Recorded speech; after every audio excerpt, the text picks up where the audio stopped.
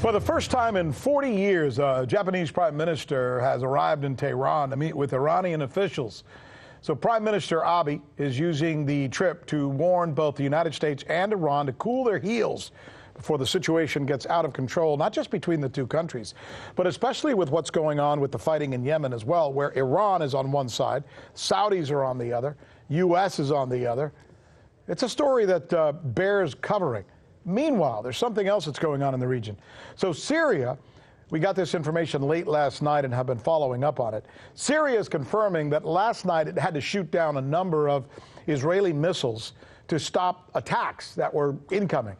By the way, I want to show you something. Take a look at this map that we put together for you, and we did it right there geographically. There have been 6 major incidents between Israel and Syria in the last 3 months. April 13th, Syria intercepts an Israeli strike in Hama. June 3rd, Israel bombs an Iranian base in Homs. May 17th, Syria intercepts an Israeli strike on Damascus. May 28th and June 2nd, Israel hits targets in Quneitra. June 12th, Syria intercepts an Israeli attack. Joining us now is former Pentagon official Michael Maloof. Few people know more about this area than the gentleman you're about to hear from here. Is this thing escalating? And if so, to what end? Yeah, it's definitely escalating. That's why you're seeing someone like Prime Minister Abe of Japan rushing there, because there is a crescendo building.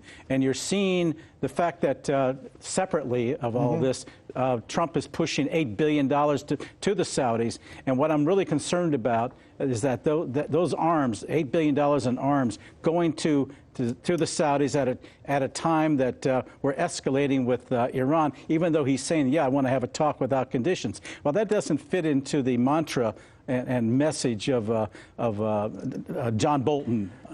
Help me. Or Netanyahu of Israel. Help me as an American understand something, because I don't get this thing where I just chalked off 6 or 7 different attacks where Israel is attacking Syria. Yeah. Syria is using an anti-missile defense system. Yeah. And this keeps happening like a couple of times a month. Anywhere else in the world, if somebody's attacking somebody, you're in full-out war.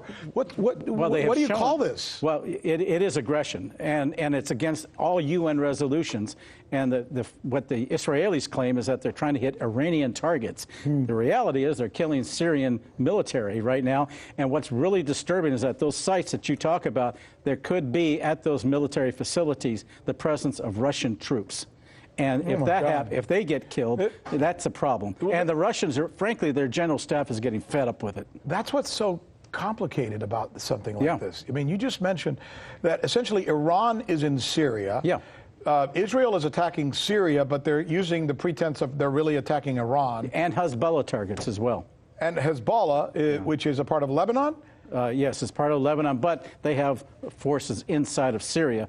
But they have facilities for supplies and what have you, and that's what the Israelis are trying to hit. They're really trying to send a message, and at the same time trying to minimize that. But what's going to happen is that there could be repercussions as a result. And then, as you mentioned, Russia and the United States are also involved, and obviously the Saudis are involved because somehow you mix in with the situation in Yemen. Yeah. How close are we to having this turn into a full-edged conflagration of some sort? Well, any spark could cause it. I think.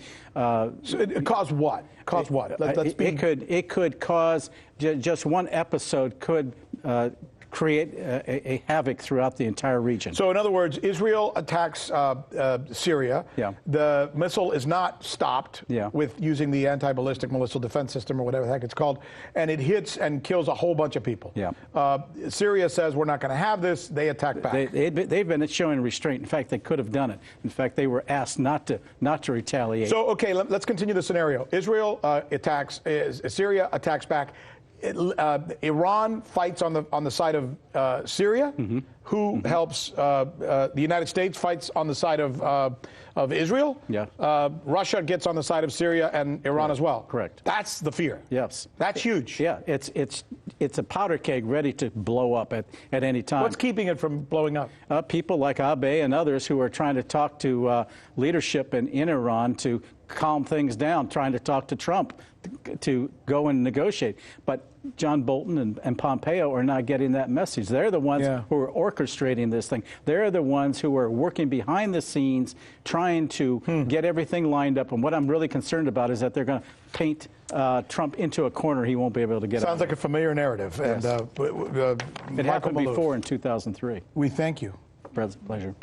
I'm Rick Sanchez. You found us on YouTube, and that's awesome. But you know what? I'm also live every night at 7 and 8 p.m. Eastern on DirecTV and Dish and cable and satellite, the RT app, and Pluto TV. I'll see you there.